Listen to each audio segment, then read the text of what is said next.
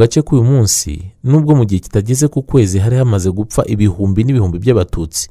Abayobozi bakuru b'Abafaransa harimo Minisitiri w'Intebe Edouard Balladur bakiriye intumwa za guverinoma yakoraga jenoside mu Rwanda icyo gihe. Kuri uwo munsi kandi ibihumbi by'abatutsi ku musozi wa Nyamure byarishwe nyuma yo kwihisha mu gihe kigeze ku cyumweru.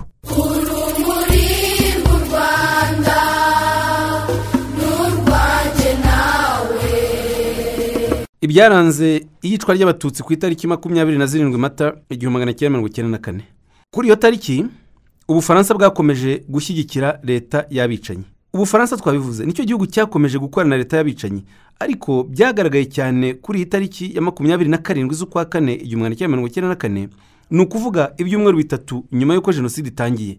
Intumwe ebyiri z'iyo leta, Jerome Bicamumpaka na Jean Bosco Barayagwiza, bakiriwe i Paris muri Perezidansi ya Repubulika no muri Minisiteri y'Ububanyi n'Amahanga, mu gihe Amerika n'Ububiligi bo banze kubaha viza ibajyana muri ibyo bihugu.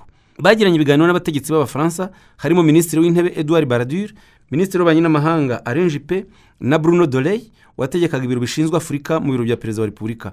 Barayagwiza icyo gihe yari Directeur mukuru ushinzwe ubutegetsi na politiki muri Minisiteri y'Ububanyi n'Amahanga, akaba no muri komite nyobozi ya CDR, akaba kandi umwe mu bashinze RTRM, yari igikoresho gikomeye cya propaganda ya jenoside.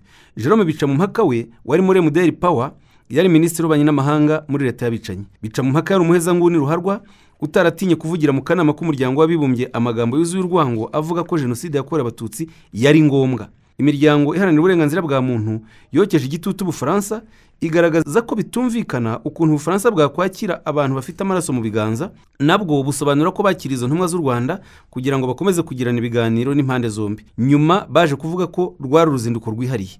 Nyamara Ubufaransa bwari buzi neza abo baganira abari bo n'inkunga ya politiki bagombaga kubaha kugira ngo jenoside ikomeze. Ku itariki 27 Mata 1994 abatutsi biciwe Gikonko mu karere ka Gisagara. Gikonko iherereye ahari komine Mugusa, yari yobowe na Burugumestre Kabayiza André. Yaje kuyobora komine aturutse muri primature kwa Minisitiri w'Intebe yakoraga mu mwaka wa 1992 asimbura Kanyamanza Onesphore.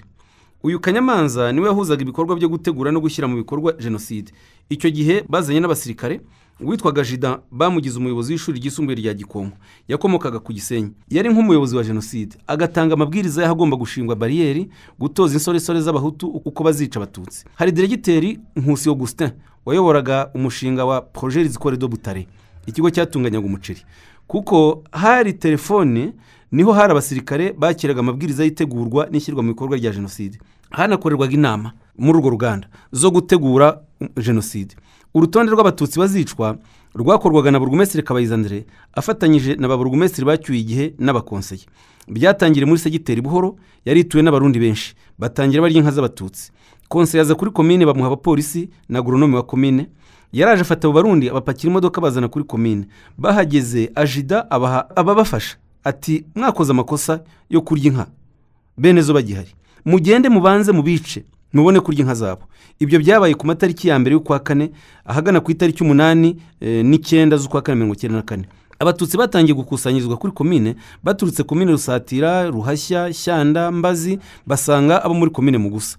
Bose bishwe ku itariki ya 27 z'ukwa 4 1994. Hiciwe abarenga 25,000. Mu kubakusanya abakonseye bafashe mikoro bahamagarira abatutsi bose kujya ku kibuga cy'umupira. Kubakusanya byafashe nk'iminsi 2 yose. Ubundi abasirikare bakabarasa bahagaze hejuru y'ikibuga, abicanyi bitwaje intwaro gakondo babagose kugira ngo hatagira uhunga. Mu bari kwisonga mu bwicanyi harimo wari assistant Burugumestre witwaga Silvestre wo kwa Mugenzi afatanyije na se, Konseye Twagirayezu wari wasegiteri Gikonko, Kayitare Yusi wari Directeur w'ishuri ry'imyuga rya Serari, akaba ari Perezida wa CDR muri komine, Brigadier wa komine witwaga Atanazi n'umugenzuzi w'amashuri witwaga Muramba. Abatutsi kandi ku itariki 27 z'ukwa 1994 biciwe ku musozi wa Nyamure mu murenge wa Muyira, akarere ka Nyanza. Umusozi wa Nyamure wari uherereye mu cyahoze ari Prefecture Butare, komine Ntyazo, segiteri ya Nyamure muri serire ya Gatare, uyu munsi iri mu karere ka Nyanza. Abatutsi benshi batangiye guhungira ku musozi wa Nyamure tariki 20 z'ukwa 4, ariko bahasanze n'abandi bahageze mbere yabo. Bahamaze icyumweru kuko bahabaye kugeza kuri 27 z'ukwa 4 1994, akaba ari nayo tariki bagabweho ibitero simusiga hafi ya bose baricwa. bahahungiye kubera ko bumvaga jenoside itazagira ubukana nk'ubwo yagize, ndetse bumvaga ari nk'imvururu zizarangira vuba bagasubira iwabo. Hari kandi benshi bashoboraga guhungira mu gihugu cy'u Burundi cyahanaga imbibi by'umwihariko na komine Ntyazo, Muyira na Ntongwe. Ikindi bumvaga bibaye ngombwa kwirwanaho byari kuborohera kubera ko bari hejuru y'umusozi aho bashoboraga gukoresha amabuye, kandi niko byaje kugenda mu gihe bagagaho ibitero. Abatutsi benshi bari baturutse mu makomine ya Muyira, Ntyazo na Rusatira muri Perefegitura Butare, komine Kigoma na Ntongwe muri Perefegitura ya Gitarama n'ahandi. Abari babishoboye bahunganye ibiribwa bikeya, baje gusangira ari benshi cyane ku buryo byahise bishira vuba.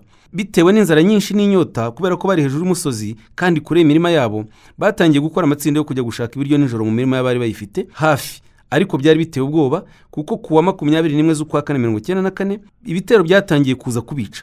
Nyuma yaho kandi batangiye kubaga no kurya inka bari bahunganye. Nyuma yo kuhagera ku itariki ya 20 z'ukwa 4 na bukeye bwaho kuri 21 z'ukwa 4 ibitero bikomeye byagiye biza kubica, bigizwe hanini n'abaturage n'interahamwe. Bazaga bitwaje imihoro, ubuhiri, imipanga, amacumu n'ibindi bikoresho gakondo. Gukoresha imbunda byaje nyuma yuko abatutsi bakomeje kwirwanaho, nabo bakoresheje cyane cyane amabuye n'imiheto mikeya. Kuva kuri 22 kugeza kuri 26 Mata 1994 ibitero byakomeje kuza kandi abatutsi nabo bakomeje kuhahungira. By'umwihariko kuri 25 z'ukwa 4 hari abatutsi bari bahungiye ku musozi wa Nyamure, ariko abicanyi baje mu ibanga inyuma yabo, ariko ntabwo babagezeho.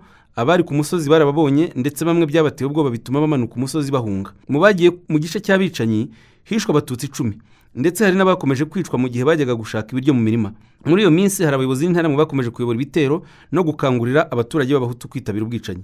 Ku isonga harimo burugumesitiri wa Muyira witwa Muhuta Darubert, Twagiramungu Zakariya wari perezida wa MDR muri komine Ntyazo, ba konseye batandukanye muri komine ya Ntyazo aribo Murindahabi wa segiteri ya Nyamure, Murindahabi Zayi wa segiteri Gatonde, Mutabaruka wa segiteri Kayanza.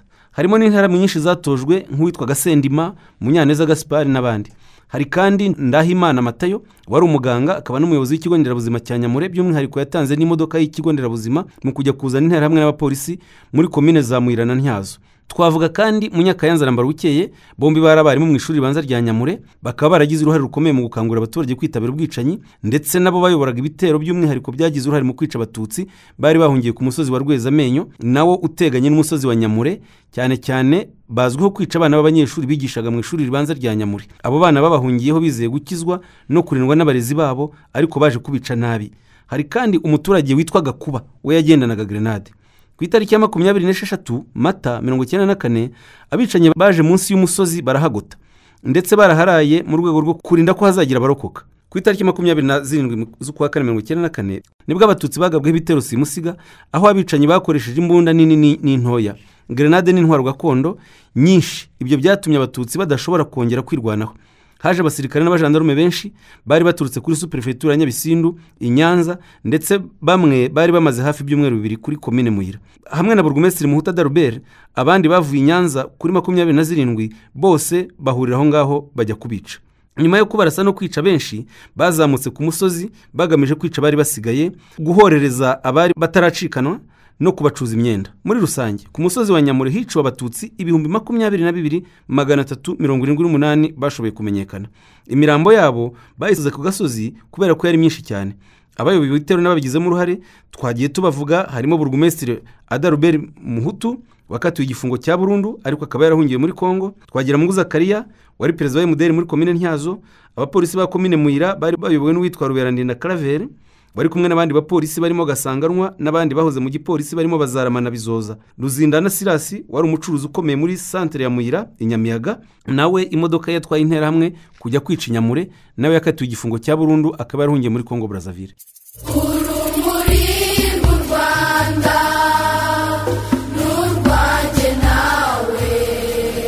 Wakoze kuba kuri iki kiganiro, tubwira icyo ugitekerezaho unagisangiza abandi.